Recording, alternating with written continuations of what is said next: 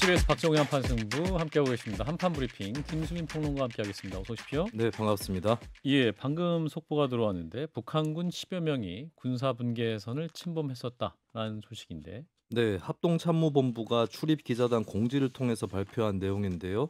17시경 동부전선 비무장지대 DMZ의 군사분계선 MDL을 침범해서 우리 군이 경고방송과 경고사격을 실시했다. 북한군의 북상 사실을 이렇게 전했습니다. 예. 합참 관계자는 우리 군은 북한군의 동향을 면밀하게 감시하면서 음. 작전 수행 절차에 의해 필요한 조치를 하고 있다라고 밝혔습니다. 예. 자, 이어서 대선, 조기 대선, 장미 대선이 됐다. 6월 3일로 정해졌군요. 네, 한덕수 국무총리 겸 대통령 권한대행은 오늘 국무회의에서 대선일을 6월 3일로 확정하고 임시 공휴일로 지정을 했습니다. 예. 대통령 탄핵을 확정한 다음 날부터 60일 이내에 대선을 치러야 하며 선거일은 50일 전에 공고돼야 한다는 헌법 및 공직선거법 규정에 따른 것이고요. 반드시 국무회의 의결이 필요한 사안은 아니지만 한 총리는 국무회의를 거쳐서 발표를 했습니다. 대선 후보 등록은 5월 10일부터 11일까지 진행되고요. 공식 선거운동은 5월 12일부터 6월 2일 24시까지 22일 동안 진행이 됩니다. 예. 국회의원을 제외한 공직자의 경우 대선 보궐선거에 출마하려면 선거일 30일 전인 5월 4일까지 사직을 해야 됩니다. 예, 자 이런 가운데 이제 대선 주자들이 속속 출마 선언을 하고 있습니다. 이재명 대표도 곧 출마를 공식화한다고요? 네, 김문수 고용노동부 장관은 대선 출마를 위해 오전 국무회의에서 장관직 사퇴 의사를 표명했습니다. 그리고 국민의힘 안철수 의원은 서울 광화문에서 정직한 사람들의 시대를 선언하며 대선 출마 출정식을 열었고요. 민주당 이재명 대표는 내일쯤 당 대표직에서 사퇴하면서 출마를 공식화할 예정입니다. 같은 당 김동연 경기도지사도 내일 미국 출국에 앞서 출마 선언을 할 계획이고요. 어제 출마 선언을 한 김두관 전 의원은 광주광역시를 찾아 본격 행보에 나섰습니다. 김경수 전 경남지사, 김부겸 전 총리 등은 이르면 이번 주에 출사표를 던질 것으로 알려졌습니다. 개혁신당 후보로 확정된 이준석 의원은 오늘 선관위 예비후보 등록을 마쳤고요. 예. 진보당에선 강성희 전 의원이 오전에 출마 선언을 했고 김재현 상임대표도 경선에 뛰어들 예정입니다. 예. 자, 이제 윤석열 전 대통령의 파면 이후 이제 치러지는 조기 대선 60일 이내에 이제 이루어지는 선거이다 보니까 일반적인 대통령 선거와는 많은 차이가 있는 거죠. 그렇습니다. 일단 그 탄핵의 결과로 조기 대선이 네. 이루어지다 보니까 이런 대선일수록 그 아까 이제 시대 정신도 말씀하셨지만은 그런 시대 정신을 고민하기보다는 예. 어쨌든 뭔가 청산하는 거 뭐 이런 것에 굉장히 그 포커스를 맞추는 경우가 많고요. 예. 또 이제 60일 만에 대통령이 되면은 보통 그 일반적으로 정상적인 그런 코스라면은 인수위가 있어서 나름대로 준비도 하고 앞으로 뭘 해야 될지에 대한 계획도 세우고 예. 여러 사람의 의견을 다층적으로 들을 수가 있는데 그러지 않다 보니까 인수위 없이 그냥 이제 그 정부가 시작이 되다 보니까는 그런 것의 여파도 참 무시할 수 없더라고요. 지난 경험을 보면. 그런데 예. 지금 막상 우리 앞에 조금 전에 북한의 도발에 대해서도 말씀하셨지만 이 관세라든지 또는 이러한 그 미국의 그 트럼프의 정말 그 얼척없는 이러한 행동이 우리에게 주는 파장이 예. 단순히 민생에서 끝나는 게 아니라 한국의 경제를 완전히 뒤흔들 수도 있다라는 위기감이 고조되고 있는 상황이거든요. 예. 그렇기 때문에 여러 가지로 다를 겁니다. 음흠. 사실은 그래서 통합이 더 중요하거든요. 예. 정파적인 싸움보다는. 예, 인수위가 없는 그런 대선입니다. 그러니까 통합이 대단히 중요하단 말에 되게 수긍이 많이 되고요. 예. 그러니까 문재인 전 대통령도 저도 반드시 적폐청산이라는 이름하에 뭔가의 이런 고름 같은 걸 사회적인 이런 도려내는 필요가 있었다고 생각하는데 거기에 대한 반감이 있었다는 것도 부인할 수 없는 사실인 것 같아요. 예. 일단 민주당이나 뭐 많은 분들이 내란 종식 그리고 정확한 수사 얘기하는데 이것도 제가 말씀 들으면서 내린 생각은 너무 장기화하거나 그거를 이용한다는 인상으로 가기 전에 빨리 정확하게 딱 환부를 도려내는 수사가 일단 시작이 돼야 되겠고 마무리가 돼야 되겠다. 그리고 정말 모든 게 촉박하다 보니까 한번 검증이 됐던 후보들이 비교 우위에서 다툴 수밖에 없는 구조인 것 같다. 이를테면 국민의힘에서는 홍준표 전 시장이 비교적 그래 보이고 예. 뭐 민주당에서는 이재명 대표가 그렇고 그런 구도에서 이제 가는 것 같습니다. 예, 여야 이제 각 주자들 하루의 시간은 굉장히 잘 써야 하는 그런 시간이 됐습니다. 김수민 평론가 어떻게 보십니까? 지금 현재 네. 레이스 일단 출발선에 있긴 합니다만 네. 그 열기와 그 기세를 봤을 때 근데 평가하시면 이게 바로 막을 내리자마자 급하게 출발한 게 아니라 예, 그 신호탄을 쏘기를 계속 기다려왔던 거죠, 주자들이. 준비를 하고 이제 그렇습니다. 출발. 예, 네, 결국에는 사실 뭐 윤석열 전 대통령 파면 이런 것들이 지난해 한 12월 정도에 다들 예견이 많이 됐던 거기 때문에 예, 예. 심지어는 탄핵을 반대했던 주자들도 준비는 해왔던 것이고 예. 곧바로 이제 빠르게 뛰어나가는 상황이다라고 볼 수가 있겠습니다. 그리고 뭐 예전에는 대선에서 좀 아웃사이더형 정치인들이 출마를 하는 사례들이 있었는데 근데 예. 지금은 정치판에 그런 또 정치인들이 별로 없는 상황이거든요. 그럼 기성 주자들만 해도 굉장히 여러 주자들이 있는데 예. 예, 그렇게 해서 앞으로 이제 지지율 추이는 그 장담할 수 없지만 예. 뭐 준비된 주자들이었다. 출발하기에는 다 준비가 끝난 주자들이었다. 이렇게 볼 수가 있겠습니다. 그렇군요. 사실은 더불어민주당 입장에서는 뭐랄까요, 좀 흥행의 요소를 걱정 많이 할 수밖에 없을 것 같은데. 네, 그런데 저는 흥행도 되면 좋겠지만 예. 이른바 아까도 제가 의원님 말씀 들으면서 좀 마음에 와닿았던 게 여러 주자들이 많다고 흥행되는 게 아니라 정말 돌출적이고 딱 사람들 마음을 이끌 그런 주자가 이를테면 노무현 전 대통령의 경선이 가장 상징적인데 예. 전 국민의힘도 그런 면에서는 크게 흥행 요소는 없을 거라고 보고 또 흥행이 의미가 있으려면 승리를 가져오는 흥행이어야 돼요. 아하. 그런데 국민의힘이 언론 주목도 높겠지만 저는 승리를 가져오는 경선이 되기는 어려울 거라고 봅니다. 계엄에서 빠져나오기 쉽지 않을 거예요. 그런가요? 자, 정 의원님. 아니요, 그러니까 저도 그 참 마음은 아프지만 예. 현실로 보면은 그럴 가능성이 훨씬 높다라고 보여지는데요. 그런데 한국 정치가 그 60일이잖아요. 사실 짧은 시간인데 만약에 정말 이 대통령 선거라는 거는 말 한마디 행동 하나가 굉장히 중요하거든요. 메시지죠. 근데 그거는 우리가 생각할 수 없는 소위 예측 불가능한 컨틴전시가 생긴다든지 또는 돌발 변수가 생겼을 때 그것의 여파가 어떨지 그것은 지금 예측하지 못하기 때문에 아예 아주 매끄럽게 그냥 원사이드로 승리할 것이다라고 보기에는 60일에 한국 정치에서는 무슨 일이든 다 일어나더라고요. 그래서 좀 지켜보는 거예요. 그런데다가 과거의 문재인 후보하고는 좀 다른 측면이 많잖아요.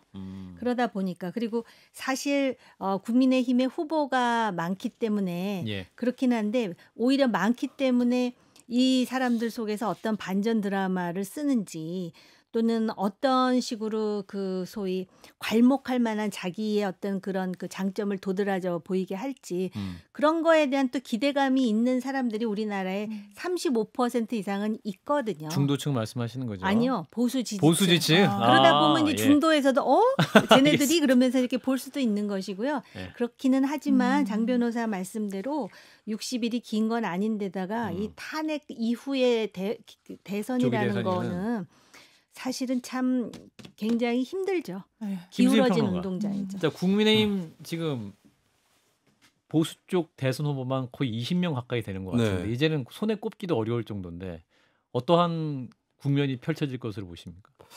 글쎄요. 일단 이제 흥행이라든지 경선의 열기 이런 것들은 국민의힘 쪽이 더 클 거다 이런 관측이 많이 있긴 한데 네. 근데 우리 역대 대선을 살펴보면 경선이 흥행했다고 해서 본선에서도 이기는 것은 그런 거, 아니었다는 그렇죠. 것을 예. 대표적으로 1997년 대선 있고 2012년 대선도 그렇고 2017년 대선도 그렇고 오히려 주자가 더 명확하게 정해졌던 쪽이 승리를 한 경우도 있었기 때문에 이것이 이제 흥행으로 이어진다거나 혹은 본선 경쟁력으로 이어진다 이런 장담을 할 수는 없는 것 같고 예. 다만 이제 내부에서 좀 다양한 어떤 경쟁이 펼쳐지고 또 그 경쟁 주자들이 어느 정도는 또 정리가 돼야 그렇게 해서 서로 대립각이 내부에서 제대로 서야 또 경쟁도 제대로 되지 않을까. 그 점에서는 주자가 많다고 해서 꼭 흥행이 되지 않는다. 이것도 같이 한번 짚어볼 수 있겠습니다. 예. 자, 이런 가운데 이제 한덕수 국무총리 이분도 이제 지금 보수 쪽 주자로 본인의 뜻과는 달리 많이 거론되시는 분인데 오늘 헌법재판관, 대법관 인사를 단행했네요.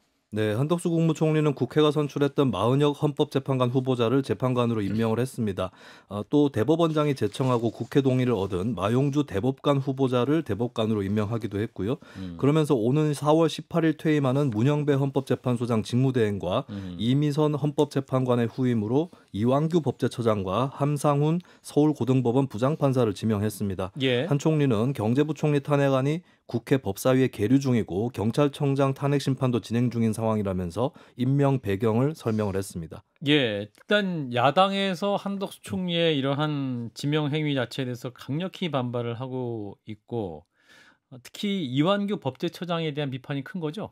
네, 더불어민주당 이재명 대표는 한덕수 총리를 향해 자신이 대통령이 될 것으로 착각한 것 같다라고 하면서 선출된 대통령이 아닌 한 대행에는 그런 권한이 없다라고 지적을 했습니다. 예. 민주당은 한 권한대행의 헌재 재판관 후보자 지명을 막기 위해 권한쟁의 심판과 가처분 신청에 나서기로 했고요. 우원식 국회의장도 입장문을 내고 재판관 지명 철회를 촉구했습니다. 그러면서 국회는 인사청문회 요청을 접수받지 않겠다. 국회가 할 수 있는 모든 조치를 다할 것이라고 밝혔습니다. 예. 특히 이완규 법제처장에 대한 야권의 반발이 큰데요. 윤 전 대통령의 최측근으로 꼽히는 이 처장은 내란 사태 직후 대통령 안가에서 모인 4인 모임의 일원이었고 모임 이후 휴대전화를 교체해서 의혹을 받아오기도 했습니다. 민주당의 한민수 대변인은 이 처장은 내란죄로 공수처에 이미 고발이 돼 있는 무자격자라고 비판했습니다. 그리고 박지원 의원은 이완규 후보자의 또 다른 자격을 거론을 했는데요. 예. 헌재 재판관은 정당에서 탈당한 지 3년이 넘어야 되는데 3년이 되지 않은 것으로 보인다면서 탈당 시점을 정확하게 공개하라고 촉구했습니다. 네, 자, 장 변호사님. 네. 자, 일단 대통령 권한대행이 네. 대통령처럼 헌법재판관을 임명할 수 있느냐? 없다라는 게 헌법학계 중론인 건 맞죠. 예, 왜냐하면 헌법학자들의? 맞습니다. 왜냐하면 대통령 몫이 있고 국회 몫이 있고 대법원장 몫이 있잖아요. 한덕수 대행이 심지어 국회 몫도 본인이 대행이라서 임명하지 못한다 그랬었어요. 예. 기자회견까지 했어요. 아하. 그런데 이제 와서는 할 수 있다라는 거예요. 아니요. 첫 번째 그 부분과 관련해서도 틀렸지만 국회 몫이기 때문에 예. 왜 헌법이 그렇게 결단을 내린 거냐. 기본적으로 시민들이 선출한 행정부의 수반이 3명의 헌법재판관은 임명할 수 있도록 한 거예요. 대통령과 대통령의 대행은 다릅니다. 대통령은 아주 적극적인 인사권 행사 다 허용이 되죠. 법률 안에서. 예. 대행은요. 아주 소극적이고 형식적인 부분만 할 수 있다라는 게 중론이에요. 이거 이론의 여지가 없습니다. 예. 그런데 입맛대로 국회 추천 몫은 하는 게 맞음에도 불구하고 예. 안 한다, 못 한다라고 이야기를 해놓고 이제 와서 대통령 추천 몫이 임기가 6년이에요. 예. 지금 60일도 채 안 되는 시간 뒤에는 새 정부가 들어섭니다. 어떻게 보면 알박기를 하는 거죠. 더 큰 문제는 이완규 법제처장이라는 사람입니다. 예. 헌법을 수호한다고 볼 수 있나요? 왜냐하면 안가회동 이거 계엄 직후에 국회에서 해제된 직후에 있었던 거예요. 그리고 이 휴대전화도 국회에서 추궁당했어요. 당신 휴대전화 어떻게 했냐? 다 바꿔버렸다는 거예요. 아하. 그것도 머뭇대다가 이야기했습니다. 아하. 어떻게 이런 사람을 윤석열 대통령 장모의 변호인이자 윤석열 대통령의 검찰총장 시절의 대리인이었던 사람을 이거는요. 내란의 연장선상이고요. 이거는 헌법재판소의 파면 결정에 사실상 불복하겠다는 겁니다. 제 주변에서 정파를 떠나서요. 예. 한덕수 총리 이럴 줄 몰랐다는 거예요. 이 정도일 줄 몰랐다는 겁니다. 대단히 불안정한 국정 운영을 대행 자리에서 하는 건 월권입니다. 이제 박지원 의원 지적에 대해서 이제 이완규 후보자 측 아직 뭐 접수는 안 됐기 때문에 이완규 법제처장 측에서는 이렇게 얘기했습니다. 국민의힘 당적을 가진 적은 없다 이렇게 해명하긴 했는데 왜 이렇게까지 하느냐 한덕수 총리가.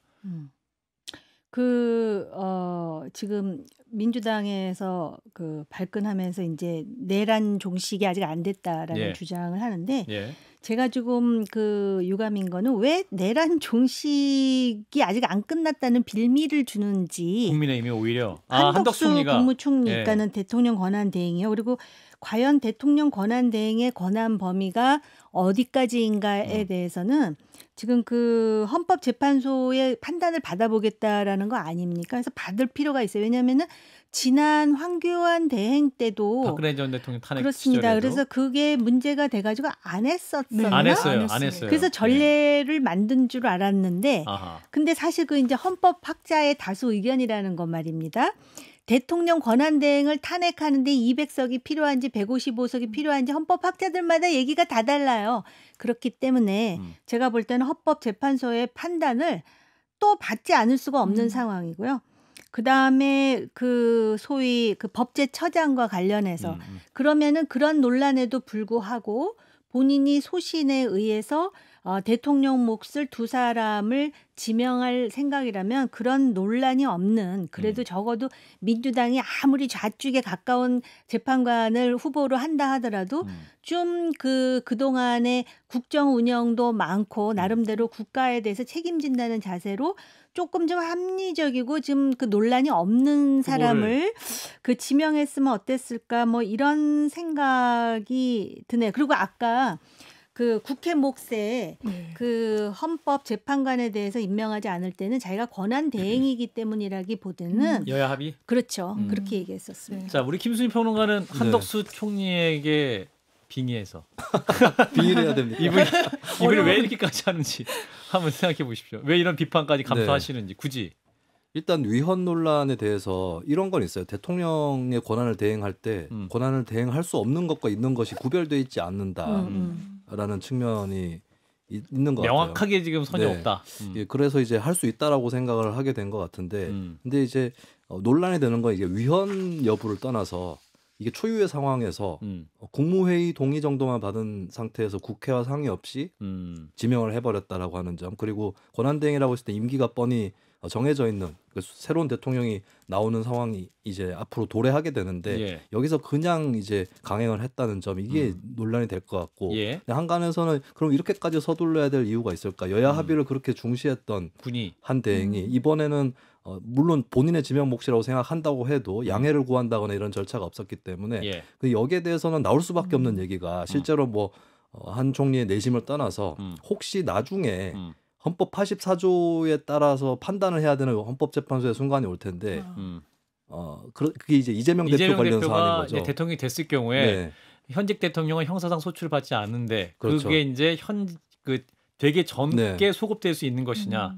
그 아마 그 국민의힘이나 이쪽 입장에서는 이재명 대표가 만약에 대통령이 되면 거기서 좀 84조를 재판을 하지 않는 쪽으로 해석할 사람을 혹시 헌법재판관으로 지명하는 것은 아니냐, 이런 생각을 또 할 수 있는 것 같은데, 그런 차원에서 혹시 한 대행이 또 미리 지명을 하고 나가는 것은 아닌가. 근데 사실 그게 맞다면 그것도 좀 온당한 것은 아닌 게, 어떤 결과를 염두에 두고 특히 여권 국민의힘과 같은 이해관계로 판단했다고 볼 수 있기 때문에 그래서 이제 진짜로 그렇게 판단한다면 부적당한 경우일 테고, 근데 이제 여기서 문제는 왜 그런 추측이라든지 의혹을 불러일으키는 지명을 했는가, 여기에 좀 문제를 제기할 수 있겠습니다. 근데 헌법상 권한 대행의 권한을 보면 굉장히 추상적이기 때문에 못한다고 할 수도 없고 꼭 해야 된다라고 할 수도 없는 상황이기 때문에 확실하게 전례를 만들기 위해서는 헌법재판소의 판단이 필요하고, 아까 국회와 상의가 필요하지 않느냐 그러셨는데 국회와 상의는 필요하지 않을 것 같아요. 왜냐하면 3명 할 때 국회가 선택하고 대법원장이 지명하고 대통령이 임명하는 거기 때문에. 그다음에 참 이상한 게요. 헌법재판소에서 이번에 8대 0으로 탄핵 인용할 때 결론이 나왔잖아요.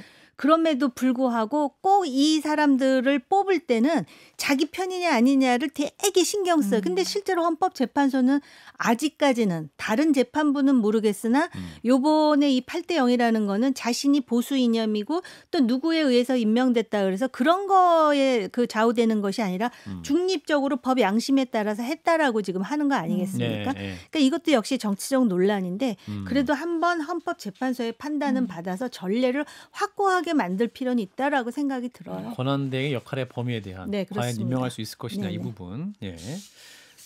뭐 논란. 근데 저는 궁금한 게 오늘 우원식 의장이 접수도 안 받겠다 이렇게 얘기했잖아요. 그럼 어떻게 지금 접수 안 되면 그냥 끝이에요? 그런데 저도 더 알아봐야 되겠지만 이제 뭐 당이나 보좌진 뭐 이런 분들한테 들을 때는 이게 대통령 추천 몫이잖아요. 그래서 인사청문회에서 그 뭐 채택안이 채택이 되지 않더라도 그냥 임명이 가능한.